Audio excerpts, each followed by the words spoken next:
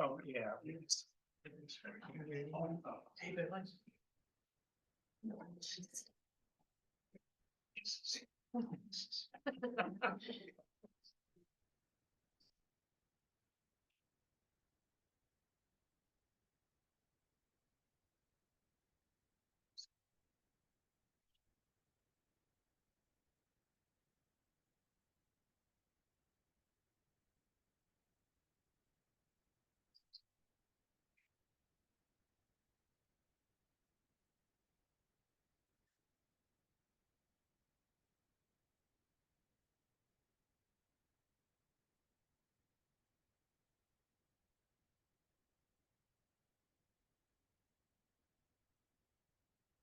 Okay. I think we're ready.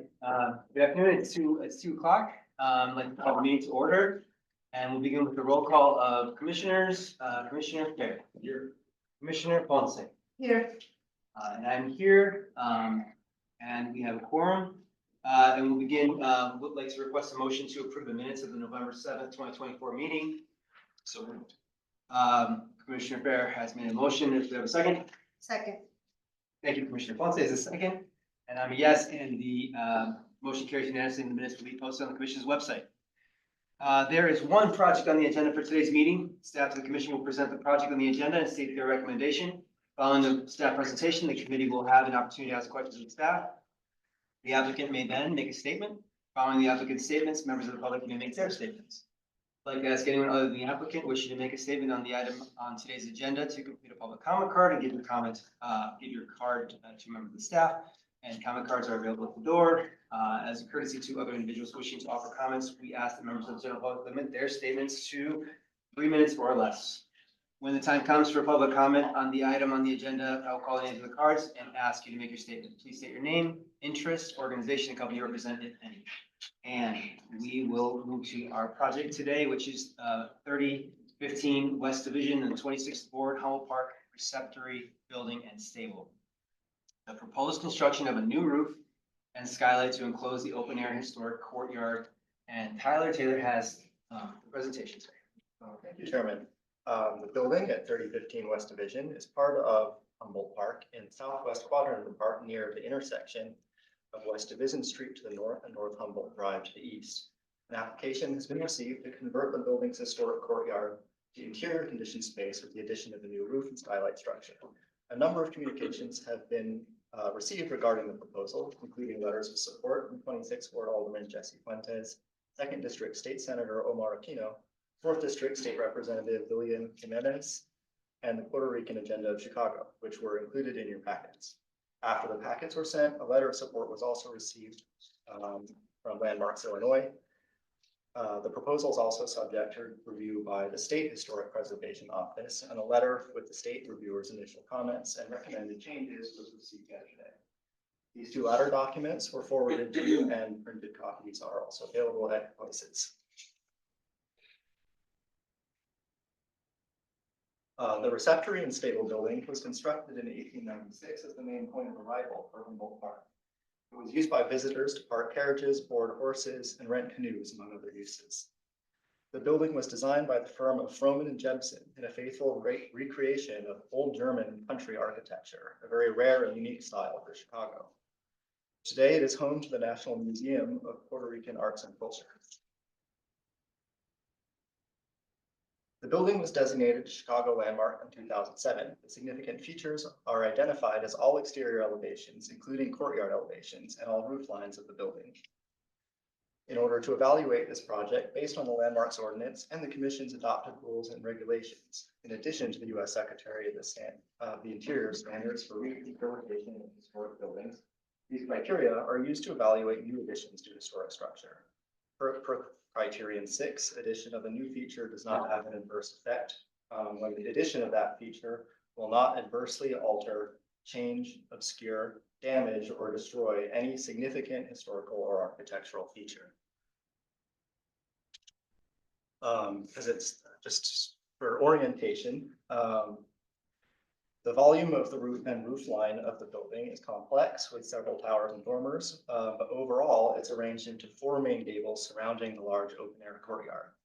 At the south, east, and west, cross gables with faces oriented toward the courtyard define the main courtyard entrances. Each is unique, and the south gable, pictured left, projects into the courtyard. The west gable, pictured in the top center, is the smallest, but features decorative woodwork and large timber brackets. The east gable entrance features a dramatic semicircular arch with the building's prominent chimney directly adjacent to the south, pictured lower right. The north end of the courtyard does not have a gable, but the eaves feature ornate timber brackets as well. For clarity, for the rest of this presentation, I'll refer to each courtyard facing elevation relative to the courtyard rather than the direction it faces.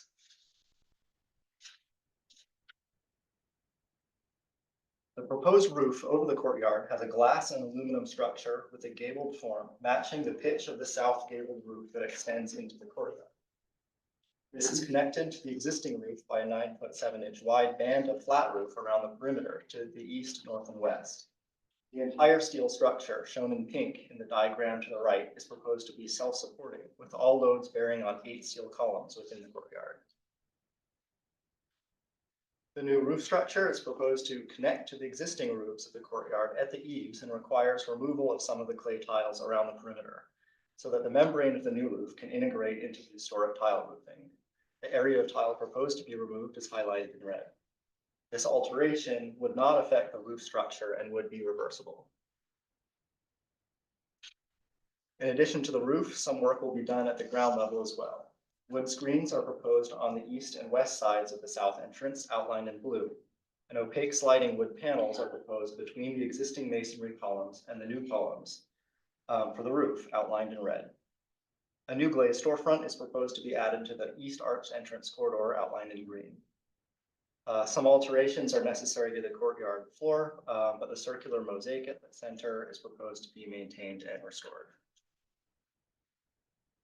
On the proposed roof, new mechanical units, tag number 2, are proposed to be located on the flat portion to the south, on either side of the south gabled entrance. The flat roof is designed to collect the snow and rainwater from both the inner slope of the historic roofs and the slope skylight, with drain locations tag number 2. The face of the south gabled entrance is proposed to be entirely enclosed beneath the skylight, including the decorative wood outriggers or finials at the peak of the roof. The steel structure carrying the load of the skylight is concealed behind a face decorated with a mural and is separated from the historic roof by a layer of insulation, shown in the large detail at top left. The new rooftop mechanical units are visible on either side of the gable, and the sliding wood panels are visible on either side of the entrance. In this proposed rendering, looking south from within the courtyard, the face of the south gable is not obscured, as it is fully enclosed within the skylight and roof structure. On either side of it, the proposed new sliding wood panels between the new steel columns and historic brick entrance are identified with arrows.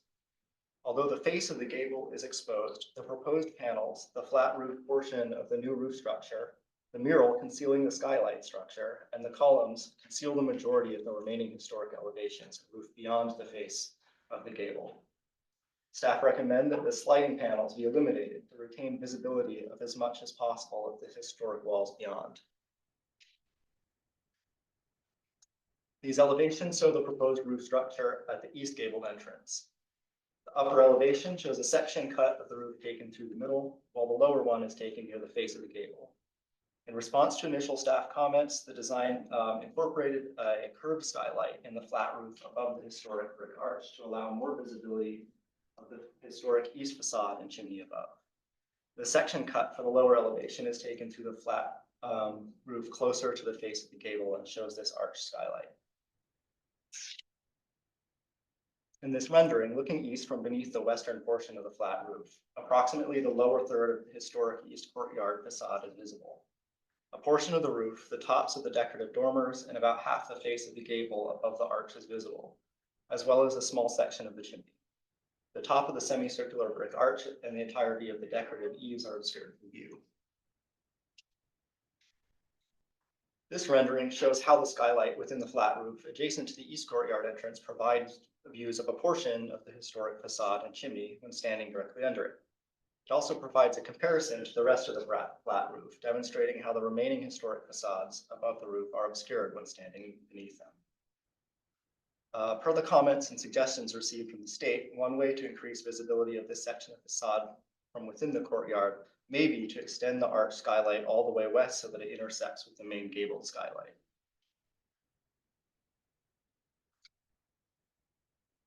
The existing west gabled courtyard entrance is shown again at top left. To create a continuous enclosure along the perimeter of the courtyard, the face of this gable is proposed to be completely covered by a vertical wall extending from the flat roof up to the underside of the gable's eaves, shown in the enlarged detail to the right. In this view from within the courtyard looking west, the eaves are not visible and the vertical wall covering the face of the west gable can be seen. Staff recommends that the proposal be modified to retain as much visibility from within the courtyard as possible of the historic facade at this location by eliminating the wall covering the gable and providing more views, such as by inserting a glass skylight or adding a glazed cross gable. The north courtyard elevation does not have a cross gable, defining the entrance as the other elevations do. However, it also features decorative woodwork and large timber brackets supporting the eaves.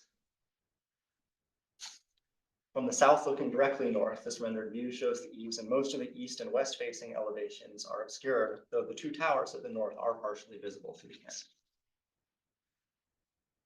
From the exterior, the glass skylight of the proposed roof structure extends above the roof line of the historic building and will be visible from the exterior. The most visibility is above the west elevation, where the canopy extends 9 feet 1 inch above the ridge of the west roof.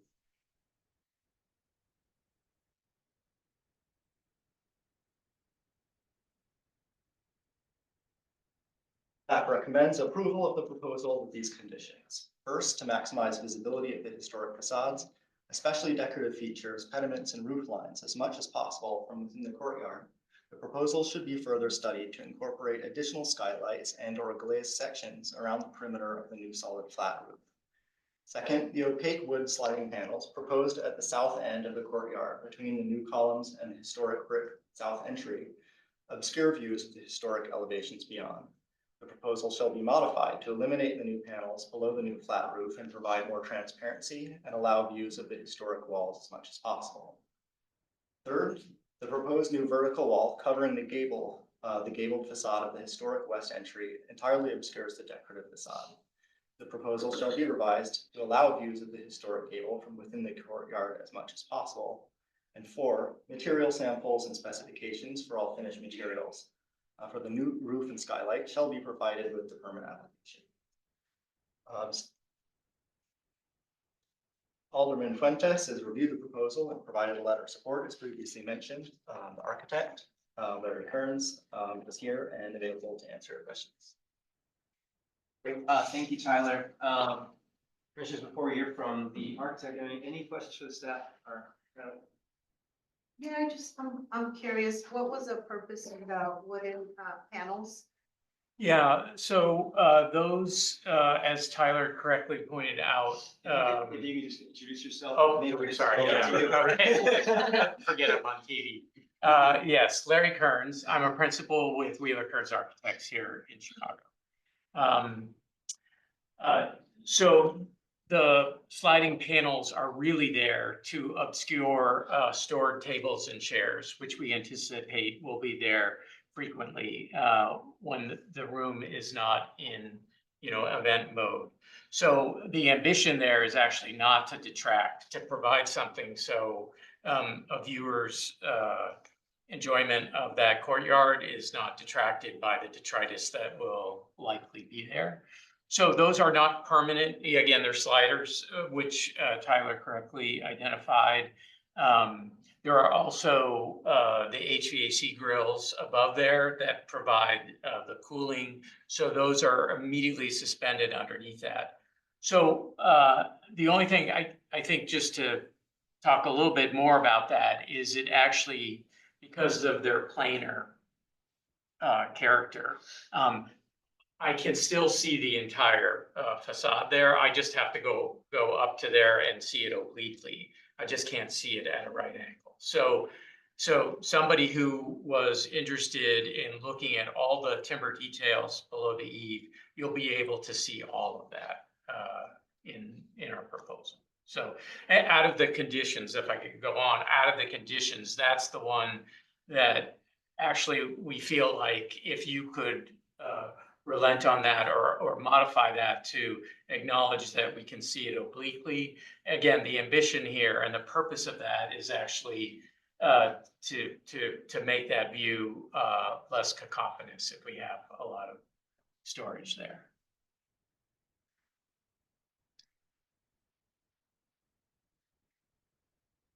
Commissioners, any other thoughts, questions? Yeah. So thanks for clarifying that bit. I'm curious, I mean, were other locations for storing the furniture during events, were they considered? Is there anything else that's, generally available? Yeah, it just seems like a tough spot to kind of store things there. Yeah, I would say that there, primarily this is, the museum occurs on the ground floor here.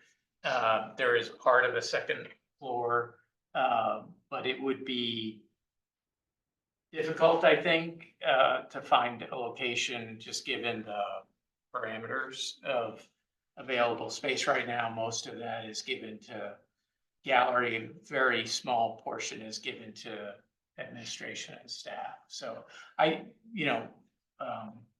don't know, Billy, if you would like to speak to that. Billy Ocasio is here, the founder. Sure.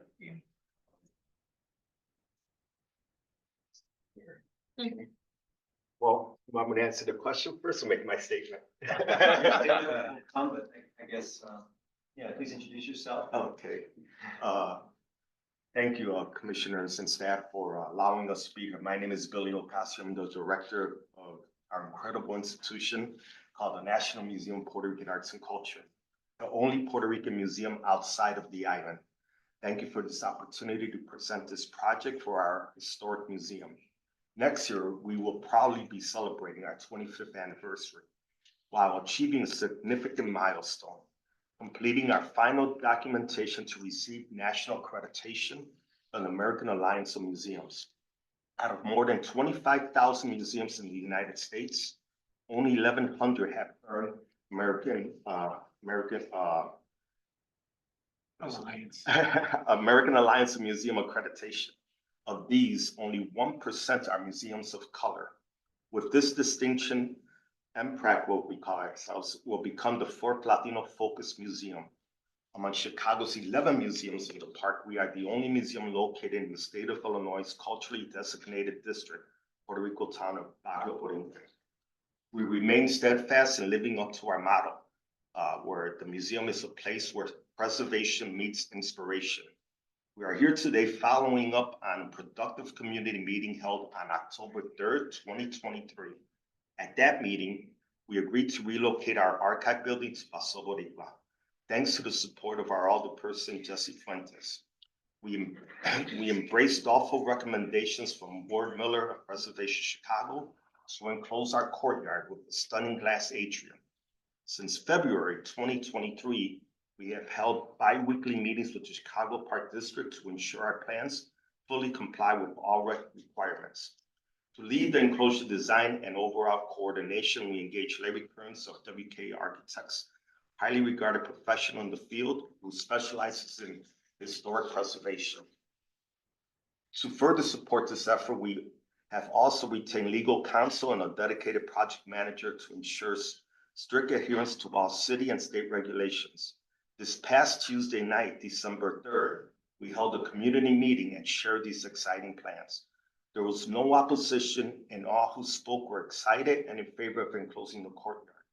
The Chicago Park District, our board of directors, and our architects are fully aligned and are eager to unveil these enhancements that will enrich our museum and benefit the community at large.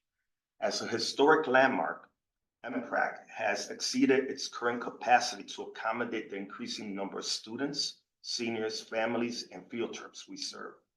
Attendance has doubled since 2021, and as of October of this year, we have welcomed 59,439 visitors. The proposed glass enclosed courtyard will provide a year-round educational space, allowing us to host more visitors and allowing visitors to fully appreciate the architectural beauty of the historic stables. For over 20 years, we have had a tent in the courtyard that blocked most of this building's stunning architecture. With this new atrium, we will open up the beautiful architecture for all to marvel at. This project embodies a vision of growth and respect, bringing immense value to the 26th Ward and entire city of Chicago and nation as home to the only Puerto Rican museum in the continental United States. I want to express my heartfelt gratitude to Larry, Fabiola, and Kali of WK Architects, Superintendent Rose, Beth, Heather, Michael, and Joan of the Chicago Park District, Ward Miller of Preservation Chicago, Landmarks Illinois, our board of directors, and our community partners for their unwavering support and guidance throughout this process. Let me also thank Deanna and Tyler for their guidance and understanding. Most importantly, we will not be here today without the fierce, steadfast leadership of Alderperson Jessie Fuentes and her dedicated team. Thank you for believing in our community's potential and inspiring hope for a brighter future. That's my presentation. And just to answer your question, this was built as 4 stables and has no storage space at all. I mean, the only other alternatives would be for us to put out some of those outdoor sheds outside and had to carry things in and out.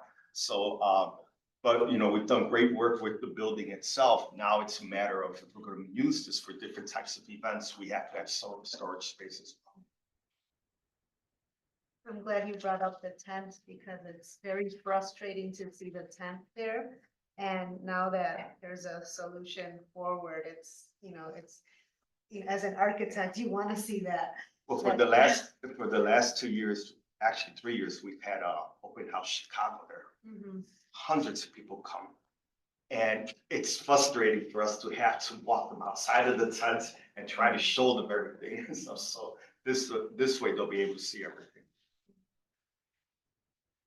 No, thank you so much, Mr. Ocasio. And I guess going back, in terms of the staff recommendations, are you pretty much in agreement with most of them? Yeah, so maybe I could take the third one, because we actually agree with this, and we were considering doing this as a glass partition. So that would be our solution, is to allow, we need to enclose it for climate, right? Sure. So the idea is if we could come up to the underside of the eave and enclose that with glass. So Tyler, are you able to go to the image of that you had facing west? So your best view, right, is from here, where I'm standing under the arch looking this way. I mean the arch on the boulevard, right? So the triangle there that you can see, that would be then turned all into glass, that entire wall. So we are completely fine with that, and we'll incorporate that. So that condition is fine. And, the fourth condition with materials and so on, that's also fine.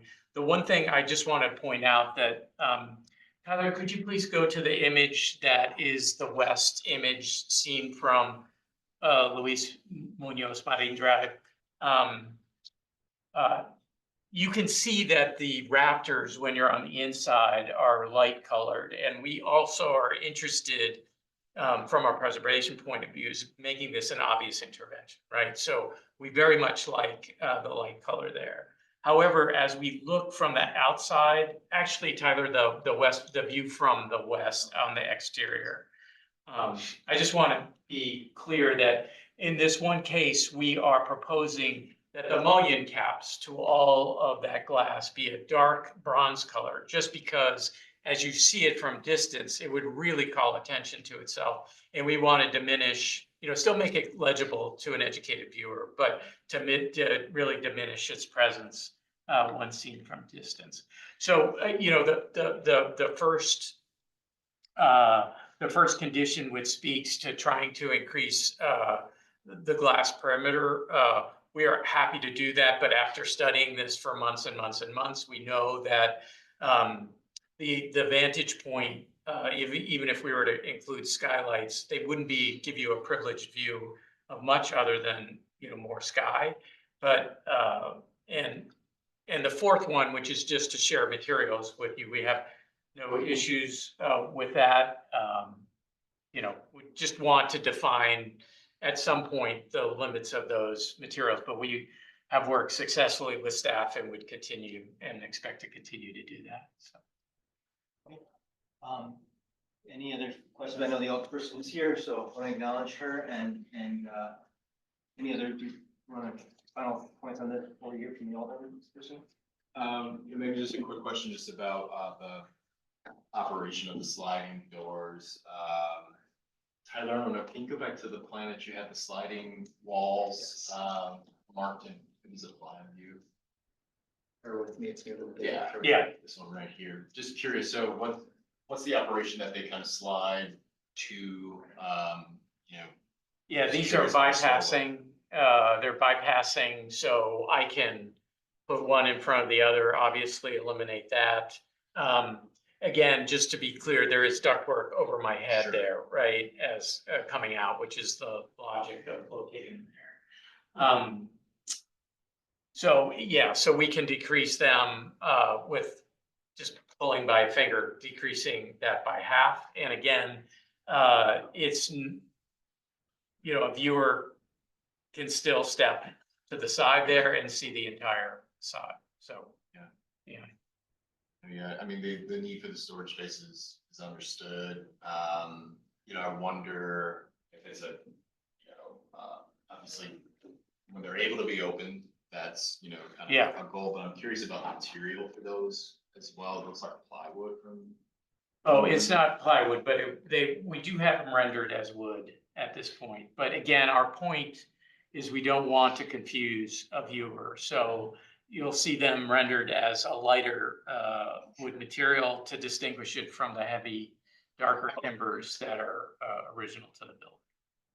And just while we're on that topic of just kind of the finishes, you know, it was good to hear just about the intention behind wanting this to obviously stand apart from the original structure. Yeah. But I am curious, just if you could talk a little bit about the column and the column cover that you've got. It's Right. Pretty substantial. Yeah, actually, Tyler, could you please go to the roof plan that, let's see. Okay, all right, perfect. Okay, so you'll see that the number 1 there are roof drain locations, and these will be dual head drains, obviously, because of the skylight at the arch on the boulevard, right, will bisect. I call this like the brim of the hat, so to speak, just to be an analogy. So each one of those corner columns will take a fairly large drain pipe down with it too. So by the same token, we understand that we want to limit the view, but those will be fairly hefty. And again, we want to scrim that sort of detritus from view. So, and again, if we have those on the corners, the idea is to repeat them on the intermediate columns as well. I hate to put you on the spot. Do you remember what the dimension of that overall? I don't know if my colleague Fabiola, will. It's about 18 inches, right? Okay, that's, yeah, it reads more significant, I think, in the rendering. Yeah, Yeah, I agree. Yeah. Quite a bit bigger, but knowing that the downspouts are. Yeah. That makes a lot Yeah. of sense. Okay. We can come back for discussion. I want to give the other person a chance to make a statement. Yeah, thank you. I appreciate you all having this on the agenda today. I wanted to come by and express my support for the museum. The National Museum for Puerto Rican Arts and Culture is only one of its kind, not just in the United States, but across the globe. The only way you can get a moment of being able to truly engage with Puerto Rican history and having a particular dialogue around the colonial reality is to set foot in the National Museum for Puerto Rican Arts and Culture. This particular edition not only is going to enhance the courtyard, but it allows people to also not only appreciate what's in the museum, but to appreciate Jen Jensen.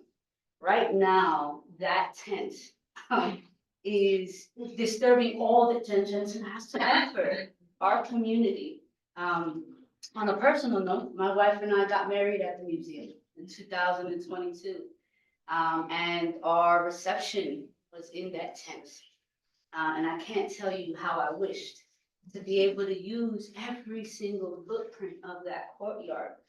So that people can fall in love with the institution just the way I did when I was 16 years old, and I was planting plants at the museum when we started to clean it out from being a garbage dump of the Park District. And so this particular institution has a long history of being a place where not only we learn about ourselves, but we can educate an entire community about Puerto Rican history, about architectural design, and about the vision that Jim Jensen had for the city of Chicago. And so I am excited about this edition, but more importantly, community is. I wish you all could have been at this community meeting, right? Because so many people interact with the museum, whether they're walking their dog in the park or whether they're going to see an exhibit inside of the museum, they too appreciate the historical landmark that is the physical building. And want people to be able to appreciate it on the inside and out. So it has overwhelming community support. It has my support. But more importantly, I'm appreciative of all of the work that the museum leadership has done to make sure that this edition is tasteful, right? That it's not destructive to the original landmark, that it can be a beautiful addition, that it takes into account the climate concerns that we have in the city of Chicago, particularly on the northwest side. And that we can create space for all of the community. So I hope that it receives your support so that we can move this particular project forward. Thank you. Thank you. Thank you for sharing that. Thank you for being here. With that, I'd like to, any questions for like this? Seeing none, let's move to the public comment portion of this. And I think now we have just one person signed up for speak. Mr. Ward Miller. Actually, could I defer to, first of all, add Heather Gleason, representative of the Chicago Park District, who's part of the team? Could she speak prior to me? Sure. Thank you, Ward. So good afternoon, everyone. Heather Gleason, I'm the Director of Planning and Construction for the Chicago Park District. And I just want to echo both Mr. Ocasio and the Alderwoman's comments. We've been working for about a year on this unique proposal. I think we all had our questions about how it would work. I think some of the columns that we were just discussing were partly because our team was a little bit worried about snow load and water and wanting to make sure that we did it tastefully and concealed it, but also that we didn't end up with damage to the original building and the landmark as well. So we've spent a lot of time looking at it as well. And we're really happy to have it at this point. And we will continue to work with the committee and with the museum to get a successful result. So thank you for the time today. Thank you. Miller. All right. So I'm Ward Miller. I'm the Richard H. Treehouse Executive Director of Preservation Chicago, and we're really honored to be here today. We were involved in a couple of different aspects of this expansion project, but I think we really hit the mark with the idea of enclosing this courtyard. And there is precedent for this. We have the Three Arts Club on Dearborn and Garretta Street on the near north side, which had an open courtyard. It's now Restoration Hardware. It has a very beautiful courtyard building that stands free of the structure. It's metal and glass. It's really quite beautiful. It's a lovely place to go, and it re-engages a historic building and allows you to see the building year-round, if you will, where that was once a space that really had a lot of deferred maintenance. But here at this location, we have a really remarkable building that was built for a completely different purpose, and it's now been for 25 years. The National Museum of Puerto Rican Arts and Culture, which is a really an important institution and a real cornerstone of the Humboldt Park community. And I'm nearby in Logan Square and very much love this building. I've seen it burn once or twice and be restored several times. It's a remarkable structure, but it's now a museum. And these buildings, our landmarks have to be flexible. They have to be working buildings, if you will. And this is really allowing this museum to expand into this sort of donut hole and expand their programming, also be a space for events as it has been for so long, but obscured by these tents that are always in your way. And it's such a beautiful courtyard to be able to see the architecture of the building is so critical. So we've been a part of the team and very honored to be part of the team. And I think this is a great proposal going forward. And obviously you've been talking about some of the details that still need to be worked out, but I think this is going to be a real asset for the community, for the museum. And considering that this is the only museum dedicated to Puerto Rican arts and culture in the United States, and that the other museum that's on the island of Puerto Rico has experienced a lot of damage from recent hurricanes and whatnot, and is maybe just opening now. I think it was designed by Edward Durrell Stone, who also designed the Standard Oil, now Aon Center building in Chicago. It's so important for these collections to have a second home that's safe and far away from these disasters we've seen with global warming. So we at Preservation Chicago really do support this idea. And this is the power of landmarks, that there's some flexibility with these buildings, and that these amazing facades can be seen now through the glass skylight. So again, we are in 100% support of this. And I just want to say thank you to the Alderwoman, and to Billy Ocasio, and Larry, and to also Heather. We've all been working together to resolve some really difficult issues and problems. And I think we've really arrived at a wonderful solution. So thank you, and thanks to Tyler, the staff at DPD, and Historic Preservation Division, and all of you for making this a reality. All right.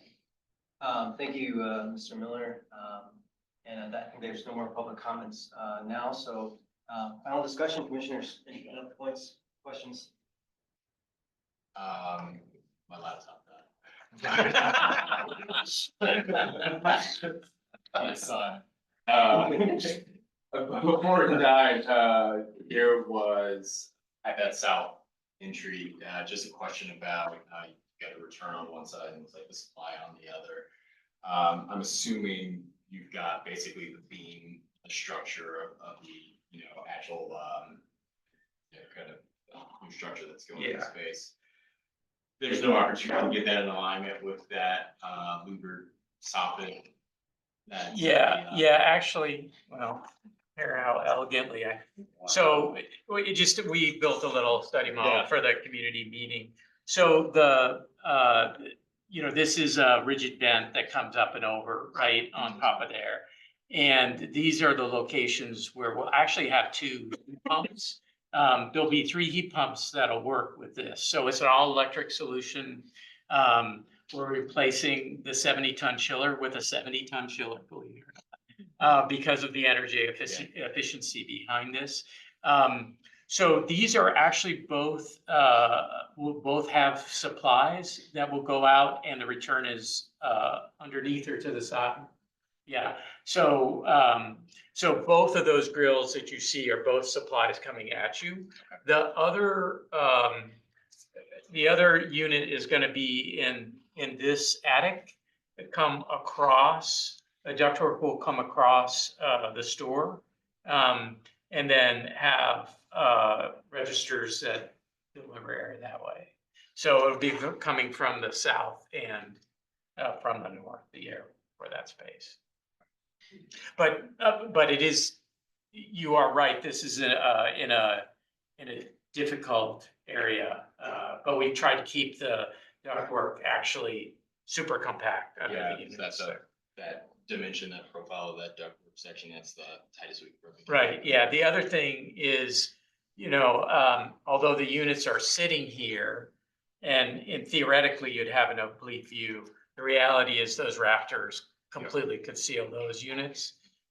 So that's why they're tucked in the corners there too. So sorry, I should say oriented to you. They're tucked in those corners for that reason. So. Or do you want to share that model with the commissioners? Yeah, I mean, this is, you're gonna want to keep it to myself. Well, the handoff.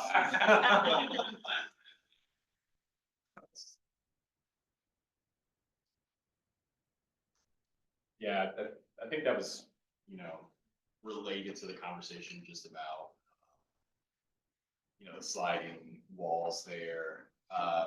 just trying to tease out if there is a solution there, you know, if it's gonna be storage that's behind there. We do our best to try to make the upper third of that, wall maybe be, you know, not completely transparent, translucent material, so just, you know, kind of throwing thoughts out there. Yeah, no, I think that I don't see an issue with that. Yeah. I think, you know, for the, you know, recommendations from the staff, you know, it seems like we've checked kind of all the boxes except kind of. You know, Yeah, that's the this one, that's the one. sticky one for us, but actually your suggestion of making an opening at the top of that, right? Because it's really gonna be eye level and down maybe or so, right? So having a transom, if you will, opening in those, would be possible.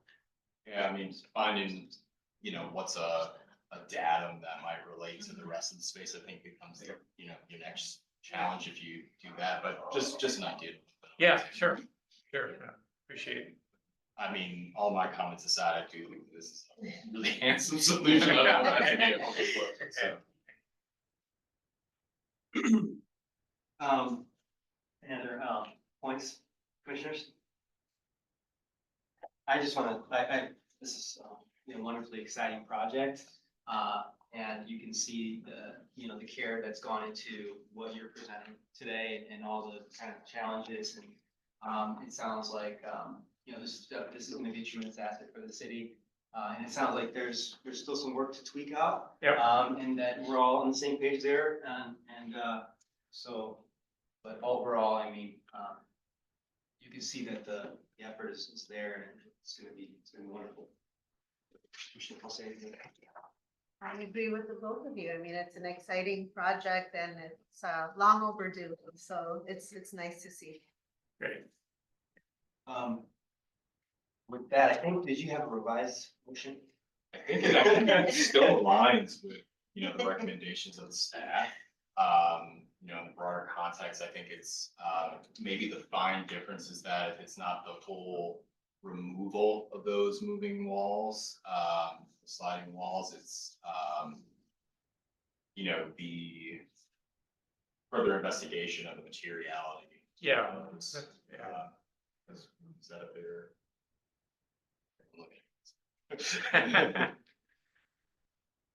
Sure, and I don't know if there's any way that they could, if they ever wanted, they could be sort of tucked into the column or something, that they, like, when they're open, they're gone. I mean, that might be challenging to do, but that was another idea. But so- Yeah, you know, I guess bifolding, if I'm reading your, which is what I was wondering too. You know, that if we can get them to bifold underneath so that the panels aren't out in the public space, but if we can get them to be innies instead of outies as they bifold, I think that would be, that would be worth exploring, so. So commissioners, if I might, so the proposal shall be modified to introduce more transparency and consider other operation That would be fair. schemes to Maximize the view. maximize the views. Yeah. Sounds good. Are we still retaining condition number 1? I didn't want to skip that. Yeah. Or is there any change there? Oh, am I allowed to speak?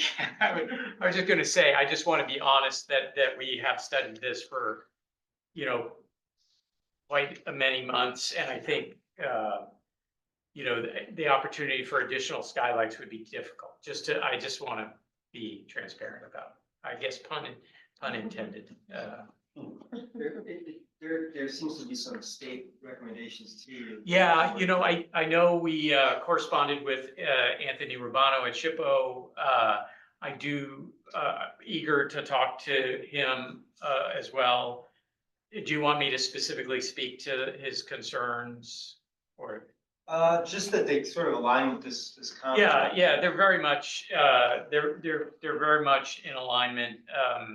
You know, a couple of his recommendations would be technically difficult, if not impossible. You know, the arch skylight intersecting because we have an intermediate beam and so on. But you know, what I will say is we have the same goal to maximize the the legibility and view of the entire courtyard. So we'll continue to work towards that, for sure. So it seems like that condition stays Yeah. for the purposes of coordination. Exactly. with I just want to be details. transparent about just Typical the city. expectations, you know, of that, so. So I think with that, amendment, I would, support. Commissioner Fair has made a motion. I second that one. Seconded by Commissioner Ponce, and I'm a yes as well. Okay, Motion carries unanimously. great. Thank you so Yeah. much. Appreciate it. Very excited.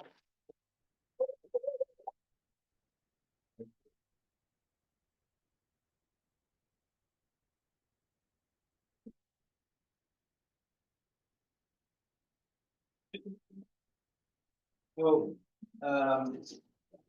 there being no further business, this is the last project, let's request a motion to adjourn. So moved. So move, Commissioner Ponce. Favor. Happy holidays. Yeah, everybody. the laptop votes, yeah. Thank you all. Happy holidays.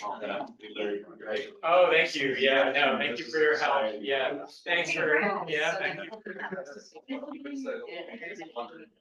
There you go.